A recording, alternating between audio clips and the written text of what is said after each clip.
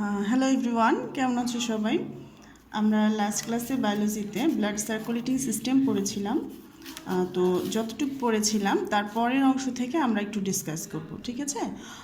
Last আমার মনে আছে যতটুকু আমরা প্ল্যাটেলেটসের আগ পর্যন্ত শেষ করেছিলাম। গ্রানুলোসাইট অ্যান্ড অ্যাগ্রানোসাইট পর্যন্ত আমাদের পড়া হয়ে গিয়েছিল। তোমাদের মনে আছে? এই পেজটা দেখলে হয়তো তোমাদের একটু মনে পড়ে যাবে। তো আমরা এরপরে প্ল্যাটেলেটস থেকে শুরু করতে চাচ্ছি। আর তোমরা যদি মনে করো ক্লাসটা একটু রিভিউ করা দরকার, সেক্ষেত্রে আমি ক্লাসের শেষে পুরো চ্যাপ্টারটা একটু রিভিউ করব, মানে যতটুকু পড়েছি সেটা রিভিউ করবে, ঠিক আছে? তো আজকে আমরা যেটা পড়বো সেটা হচ্ছে কি প্ল্যাটেলেটস। প্ল্যাটেলেটস তোমাদেরকে বলেছিলাম যে ব্লাড কর্পাসেলের একটি পার্ট প্ল্যাটেলেটস। তো প্ল্যাটেলেটসে কী কী আছে, প্ল্যাটেলেটসের সাইজ কেমন, সেগুলো আমরা পড়ব। প্রথমেই আমি তোমাদের কিছু জিনিস মেনশন করে দিচ্ছি যে প্ল্যাটেলেটসের সাইজ ভেরি স্মল, একেবারে স্মল, এবং এর সাইজটা আসলে ঠিক ইরেগুলার বলা যায়, কোনো স্পেসিফিক সাইজ নাই, তাই আমরা এটাকে স্পিন্ডল সাইজও বলতে পারি, স্পিন্ডল শেপ বলতে পারি। ওকে, তাছাড়াও এটা দেখতেও এটার কোনো স্পেসিফিক কালার নেই, যেমন আমরা রেড ব্লাড সেল ওটাকে বলেছিলাম রেড কালার, কারণ সেখানে হচ্ছে গিয়ে কী ছিল, হিমোগ্লোবিন ছিল, ঠিক আছে? আর এখানে সেরকম কোনো স্পেসিফিক কিছু নেই, তাই এটা হচ্ছে কি কালারলেস।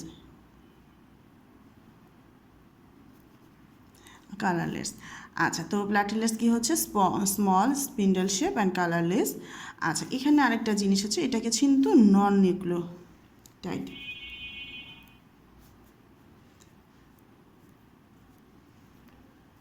নিউক্লিয়েটেড সাইটোপ্লাজম, ঠিক আছে?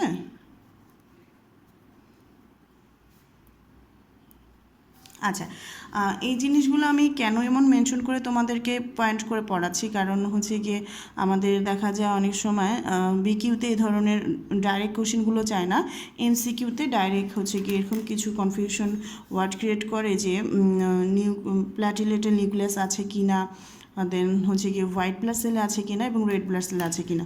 তো আমরা কিন্তু ফার্স্টেই আমার মনে আছে যখন আমি তোমাদেরকে রেড ব্লাড সেল পড়িয়েছিলাম, সেখানে রেড ব্লাড সেলও নন নিউক্লিয়েটেড ছিল, এবং এখন আমরা পাচ্ছি প্ল্যাটিলেটও হচ্ছে নন নিউক্লিওটাইড। তো আমি তোমাদেরকে যদিও এই চ্যাপ্টারের শেষে এই তিনটা red blood cell, white blood cell এবং প্ল্যাটিলেট, এই তিনটারই আমি ডিফারেন্সিয়েশন লিখে বুঝিয়ে পড়িয়ে দিব, তারপরে যখন আমরা ইন্ডিভিজুয়াল পড়ছি এই জিনিসগুলোকে পয়েন্ট আউট করা খুবই জরুরি মনে করছি, ঠিক আছে? আচ্ছা, এখন আমি আসছি যে প্ল্যাটিলেটের মধ্যে সেলের কী কী অর্গানিজমগুলোকে দেখা যায়। এখানে দেখা যায় গলজি বডি, দেন দেখা যায় মাইটোকন্ড্রিয়া।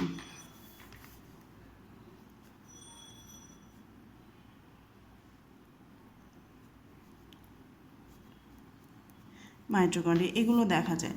আচ্ছা, এরপর আমি আসছি কত পরিমাণ ব্লাডে থাকে, এটা দেখা যায় হচ্ছে 2.5 million per cubic millimetre, 2.5 million, ঠিক আছে? আমরা এগুলো অবশ্যই কম্পেয়ার করব, রেড ব্লাড সেলের মধ্যেও আমরা এরকম দেখেছিলাম। রেড ব্লাড সেলে যেটা ছিল সেটা ছিল তোমাদের বলেইছিলাম ওখানে যে 5,000 টাইম মোর দেন হচ্ছে কি হোয়াইট ব্লাড সেলের থেকে ছিল, এত বেশি ছিল রেড ব্লাড সেলে। আর প্ল্যাটেলেটের সাথে দেখছি 2.5, রেড ব্লাড সেলও 5 মিলিয়ন, রেড ব্লাড সেলও 5 মিলিয়ন, আর এটা হচ্ছে 2.5 মিলিয়ন, ঠিক আছে? তো এরপরে আসছি এই লাইফ টাইম, এ কতদিন বাঁচে, 5 to 10 days, মোটামুটি কিছুটা similar to white blood cell, তাই না? হোয়াইট ব্লাড সেল ছিল 5 to 15 days। আচ্ছা, এইটা গেল মোটামুটি এর পরিচয়, এর পরিচয়টা এমন গেল, এবং এটা আমি একটু তোমাদেরকে এঁকে দেখাই। ঠিক কোনো স্পেসিফিক শেপ নেই, এরকম এলোমেলো একটা স্ট্রাকচার, হ্যাঁ, যদি আমরা ছোটো করে দেখি এরকম একটা এলোমেলো একটা স্ট্রাকচার, কেমন জানি এটা কোনো আসলে এটা যে স্পিন্ডাল টাইপ বলছি যে এরকম, এটা কোনো দেখতে স্পেসিফিক কোনো শেপ নেই, এমন একটা এলোমেলো টাইপ দেখতে। আচ্ছা, তো এই গেল হচ্ছে গিয়ে আমাদের প্ল্যাটিলেটস বা থ্রোম্বোসাইটের জেনারেল ইন্ট্রোডিউসিং, এবং আমরা এখন আসবো আর ফাংশন।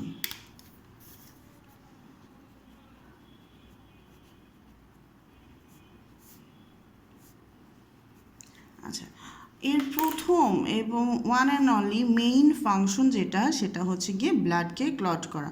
মেইন ফাংশন হচ্ছে গিয়ে ব্লাডকে ক্লট করা। যদি কখনো আমাদের বডিতে ইন্টারনাল অর এক্সটার্নাল ব্লিডিং হয় বা কোনো ধরনের ইনজুরি হয়, তখন সেখানে এই ব্লাড ইনজুরিটাকে যে রিমুভ করে সেটাই হচ্ছে গিয়ে প্ল্যাটিলেট। আচ্ছা, তো আমরা বলছি প্ল্যাটিলেটসের বা থ্রোম্বোসাইটের প্রথম এবং প্রধান কাজ কি, মেইন কাজ কি? এর মেইন কাজ হচ্ছে গিয়ে ব্লাডকে ক্লট করা। আচ্ছা, এখন এটা আমরা এক লাইনে জানলাম, কিন্তু অ্যাকচুয়ালি ব্লাডকে কীভাবে ক্লট করে, আমরা যদি অ্যাকশনটা দেখি বা তার মানে অ্যাক্টিভিটিসটা দেখি, সেটা আমি তাহলে তোমাদেরকে একটু বুঝিয়ে দিই যে এটা কীভাবে ব্লাডকে ক্লট করে থাকে। আচ্ছা, তো যদি বডির কোথাও ইনজুরি হয়, আমি অবশ্যই এটাকে তোমাদেরকে একটু ছবি এঁকেও দেখাবো এটা কিভাবে কাজ করে। যদি বডির কোথাও ইনজুরি হয়, সাপোজ এটি একটি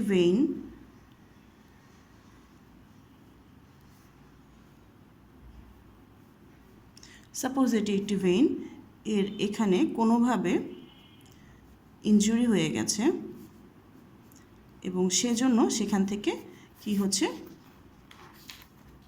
ব্লাড ইমিট করছে, ব্লাড বেরিয়ে আসছে। সাপোজ এটা হচ্ছে গিয়ে কোনো একটা ভেইন সামথিং, বা কোথাও আমাদের ইনজুরি হয়েছে। আমি ইন্টারনাল একটা অংশ দেখাচ্ছি যে আমাদের ভেইনের কোনো অংশে এরকম সাপোজ কোথাও ইনজুরি হয়েছে। তখন কি হয়? তখন যেটা হয় সেটা আমি তোমাদেরকে একটু আগে বুঝিয়ে দিই, তারপরে ছবি এঁকে তারপরে বোঝাবো। আর আগে আমি একটু জাস্ট তার অ্যাকশনটা দেখাই। প্রথমেই কোথাও ইনজুরি হলে যেটা প্ল্যাটিলেট যেটা করে, সে এক ধরনের কেমিক্যাল রিলিজ করে। Chemical release name thromboplastin. আচ্ছা, আমি তাহলে একটু এই পাশ থেকে লিখছি, সেটা হচ্ছে গিয়ে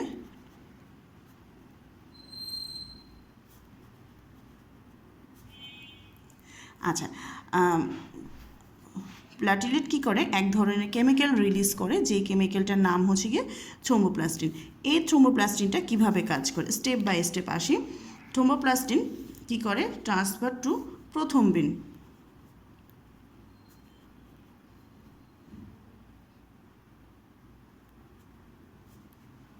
আচ্ছা, প্রথমবিন। আচ্ছা, প্রথমবিনটা কি? Prothrombin is the a kind of protein, blood protein.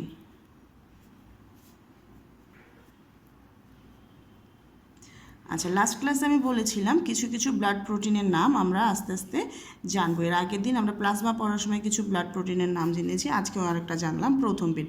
আচ্ছা আচ্ছা, প্রথমবিনটা আবার কি হয়, ট্রান্সফার টু থ্রোম্বিন।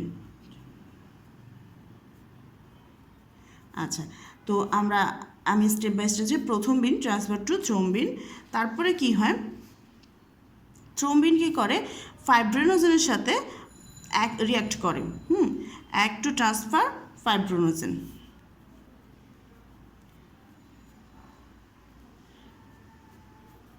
ফাইব্রিনোজেনের সাথে কী করে, সে রিয়াক্ট করে এবং এই fibrinogen help to clotted blood.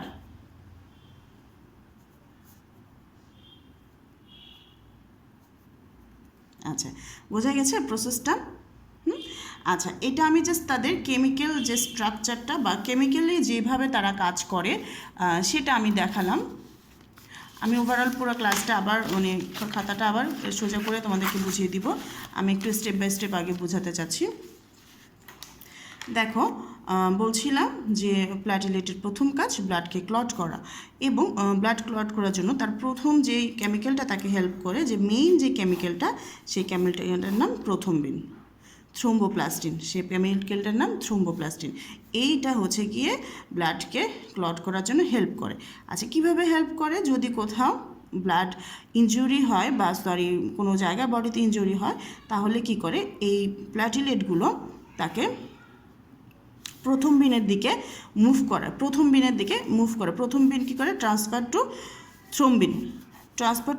থ্রোম্বিন help to react with fibrinogen and fibrinogen finally help to clotted blood. আচ্ছা, এখন কীভাবে এই জানলাম আমরা, finally fibrinogen help to clotted blood. Fibrinogen কী করে, ফাইব্রোনোজেন সেই ইনজুরিয়াস প্লেসটায় আসে।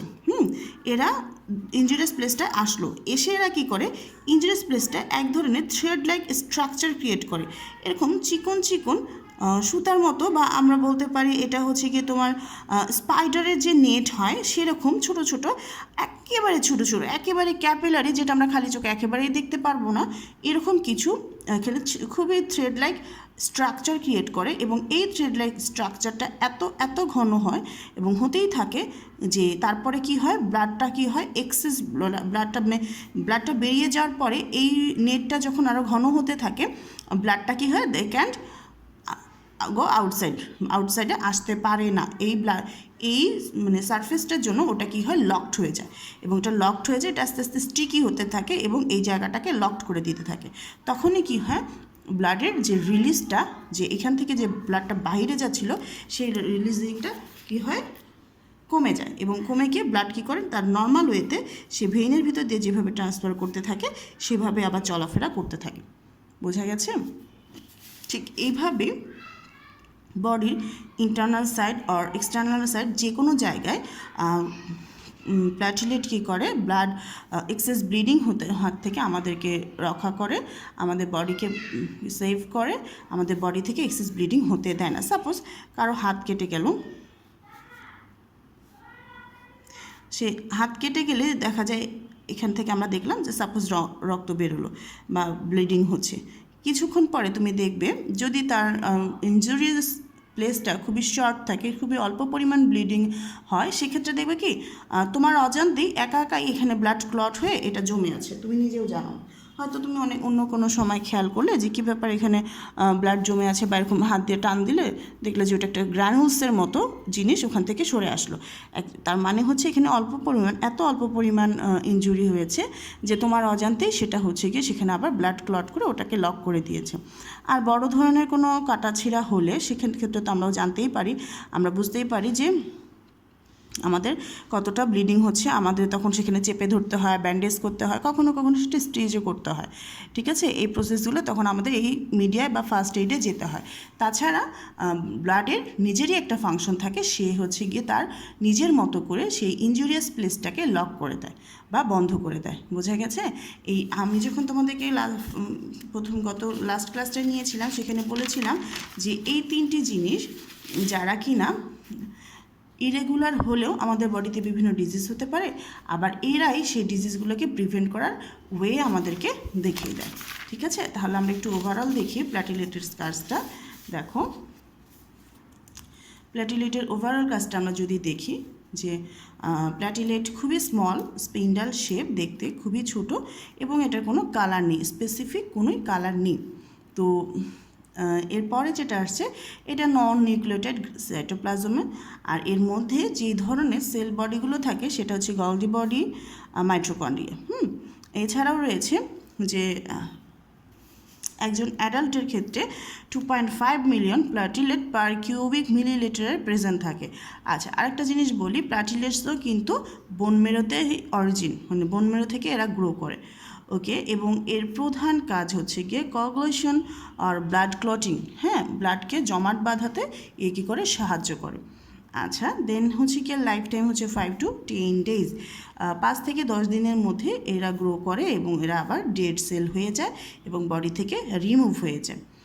এই রিমুভটা কিভাবে হয়? এই রিমুভটা কখনো হতে পারে আমাদের ওয়েস্টেজ থেকে, এবং অনেক সময় হচ্ছে গিয়ে দেখা যায় আমরা যেটা হোয়াইট ব্লাড সেল, সেটা আবার কী হয়, বডিতে পুজ হয়ে মানে অনেক সময় আমাদের কোনো পিম্পলস হয় বা কোনো ধরনের ফোসরা হয়, সেখান থেকে একটা হোয়াইট কালার পুজ যেটা বের হয় সেটাই হচ্ছে গিয়ে হোয়াইট ব্লাড সেল। ওকে, আসছি function of blood clotting system. Function of blood clotting সিস্টেমে আমরা দেখতে পাচ্ছি যে প্রথমেই যেই কেমিক্যালটা ব্লাড ক্লটিংয়ের জন্য হেল্প করে সেটা হচ্ছে গিয়ে থ্রোম্বোপ্লাস্টিন। থ্রোম্বোপ্লাস্টিন কীভাবে ব্লাডকে ক্লট করতে হেল্প করে? প্ল্যাটিলেট কী করে, প্রথম বিনকে ট্রান্সফার করে থ্রোম্বোবিনের কাছে। প্রথম বিনকে থ্রোম্বোবিনের কাছে ট্রান্সফার করে, থ্রোম্বোবিন আবার ট্রান্সফার হয় ফাইব্রোনোজেনের কাছে। এই দুটো আবার রিঅ্যাক্ট করে যেই কী করে, এক ধরনের এরকম ছোট ছোট থ্রেড লাইক শেপ ক্রিয়েট করে। কোথায়? ইনজুরিয়াস প্লেসে। থ্রেড লাইক শেপ ক্রিয়েট করে ইনজুরিয়াস প্লেটে, সেখানে গিয়ে তারা এরকম করে ছোট ছোট স্পাইডারের মতো, স্পাইডার যেভাবে জাল তৈরি করে বা নেট ক্রিয়েট করে, ঠিক সেরকম একটা খালি জায়গায় এরা কী করে, এভাবে লক করে দিয়ে ব্লিডিংটাকে অফ করে দেয়। It's very important to our body cause excess bleeding are harmful for every living organism, right? যে কোনো সময় এক্সেস ব্লিডিং হতে গেলে অবশ্যই তার বডি থেকে ব্লাড লস হয়, সেটা হতে পারে ইন্টারনাল বা এক্সটার্নাল। আচ্ছা, এক্সটার্নাল ব্লিডিং আবার কখনো কখনো হার্মফুল হয়, সেটা নিয়েও আমি ডিসকাস করব। তবে আমি এক্সটার্নাল ব্লিডিংয়ের কথা বলছি, যে অনেক সময় আমরা হাঁটতে গিয়ে পড়ে যাই, ফুটবল খেলতে গিয়ে পড়ে যাই, যে কোনো ধরনের অ্যাক্সিডেন্ট বা কিছু হয়েই থাকে আমাদের সাথে, আমাদের লেগেই থাকে। এই ধরনের ব্লিডিংগুলো দেখা যায় যে আমরা অনেক সময় চেপে ধরেছি বা ওখানে ব্যান্ডেজ করছি। অ্যাকচুয়ালি এটা একটা সাময়িক ট্রিটমেন্ট বা সাময়িক একটা ফার্স্ট এইডের কারণে এটা বন্ধ হয়, কিন্তু মেইনলি সেই সারফেসটাকে লক করে দেয় হচ্ছে গিয়ে প্ল্যাটিলেটস, ঠিক আছে? সারফেসটাকে লক করে দেয়। তোমরা দেখবে যে স্টিচ হলেও কিন্তু ওটাকে ড্রাই করতে বা শুকিয়ে যেতে বা স্কিনটা আগের মতো প্লেন হতে একটু সময় লাগে, কিন্তু এটা কিন্তু ভিতর ইন্টারনালি মেডিসিন দিলেও, হ্যাঁ এখানে ব্যাপার আছে, যদি মেডিসিন দেওয়া হয় তখন সেই মেডিসিন আবার তোমাকে থ্রোম্বোপ্লাস্টিনটাকে ক্রিয়েট করতে হেল্প করবে, ফার্স্ট ক্রিয়েট করতে হেল্প করবে। যদি র্যাপিডলি ফার্স্ট থ্রোম্বোপ্লাস্টিনটা ক্রিয়েট হয় তাহলে কী হবে, এটা প্রথম বিনে যাবে, প্রথম বিনে থ্রোম্বোবিনে যাবে, থ্রোম্বোবিন থেকে ফাইব্রিনোজেন কী করবে, ফাইবার ক্রিয়েট করে এই জায়গাটাকে লক করে দিবে। খুবই ইন্টারেস্টিং একটা ব্যাপার, যে একটার সাথে রিলেটেড। অনেক সময় এক্সেস ব্লিডিংয়ের জন্য যদি খুবই বেশি এক্সেস মানে হাই কোনো অ্যাক্সিডেন্ট হয়ে থাকে, সেক্ষেত্রে এক্সেস ব্লিডিংকে বন্ধ করার জন্য এরকম প্রসেসে যাওয়া হয়। আচ্ছা, আমরা নর্মালি এটা জানলাম। আচ্ছা, আমি শর্টলি একটা জিনিস তোমাদেরকে একটু বোঝাতে চাই, সেটা হচ্ছে কি, অনেক সময় ফুটবল খেলতে গিয়ে বা খুব জোরে হোঁচট খেলে আমাদের পায়ে বা নিচে হাঁটুতে আমাদের কি হয়, ব্লাড ক্লট হয়ে যায়, ঠিক আছে? সেটা আমাদের স্কিনের নিচে আমরা দেখি কি, যে স্কিনের নিচে কিছুটা লক হয়ে বা নীল হয়ে উঁচু ফুলে আছে, এবং এটা অ্যাকচুয়ালি হয় কি, যে ব্লাডটাকে ক্লট করতে মানে কোনো কারণে ব্লাড এখানে জমে যায়, যদি আমাদের এমন হয় কোন স্কিনের ভিতরে ব্লাডটা জমে যায়। তো এটা নিয়ে আমি নেক্সট পরে কথা বলছি। আজকের এই অংশটা আশা করছি তোমরা সবাই বুঝতে পেরেছো। ইন্টারনাল ব্লিডিংটা আমি নিয়ে একটু পরে কথা বলছি, এটা ইন্টারনাল ব্লিডিংয়ের পার্টে চলে যাবে। এক্সটার্নাল ব্লিডিংটা আমি দেখালাম যে কীভাবে এক্সটার্নাল ব্লিডিংটা হয়, এক্সটার্নাল ব্লিডিংটাকে কীভাবে আমরা প্রিভেন্ট করতে পারি, এবং যদি কখনো কোনো বডিতে, কারো বডিতে প্ল্যাটিলেটসের অ্যামাউন্ট কম থাকে, সেক্ষেত্রে তার বডিতে ব্লাড ক্লটের যে পাওয়ারটা বা যেই মিডিয়াটা, সেটা কি হবে, খুবই কম হবে, ন্যারো হবে। যদি কোনো পার্সনের ব্লাড ক্লট হতে লেট হয়, সেক্ষেত্রে বুঝতে হবে তার বডিতে প্ল্যাটিলেটের অ্যামাউন্ট খুবই কম। সেই জন্য সেই ন্যাচারাল ওয়েতে, তার বডি ন্যাচারাল ওয়েতে সেই ব্লাডটাকে সে কী করছে, ক্লট করতে পারছে না, বা তার এক্সেস ব্লাড ব্রিদিং থেকে ইনজুরিটাকে সেভ করতে পারছে না, ঠিক আছে? এটা একটা পার্ট। আচ্ছা, আসছি এক্সটার্নাল ব্লিডিংয়ে। এক্সটার্নাল ব্লিডিং বললাম, ইন্টারনাল ব্লিডিংয়ে আসি। ইন্টারনাল ব্লিডিংয়ে যখন এমন হয়, আমরা খুব জোরে ব্যথা পেলাম, বাট কিন্তু আমাদের সেই অংশ থেকে কোনো ব্লাড বেরোলো না বেরিয়ে আমরা খেয়াল করলাম ওই অংশটা ব্যথা করছে, অ্যান্ড একটা ব্লু একটা কালার হয়ে গেছে, নীল হয়ে গেছে, হ্যাঁ এমন হয়ে গেছে। তুমি 3-4 দিন দেখতে পারো, 3-4 দিন ন্যাচারাল ওয়েতেই ব্লাড কী করবে, তার এই জায়গাটাকে ব্লাড ক্লটিংয়ের যেই ফ্যাক্টরটা রয়েছে একে রিমুভ করে দিবে। এটা নর্মাল ন্যাচারাল প্রসেসে হয়ে থাকে।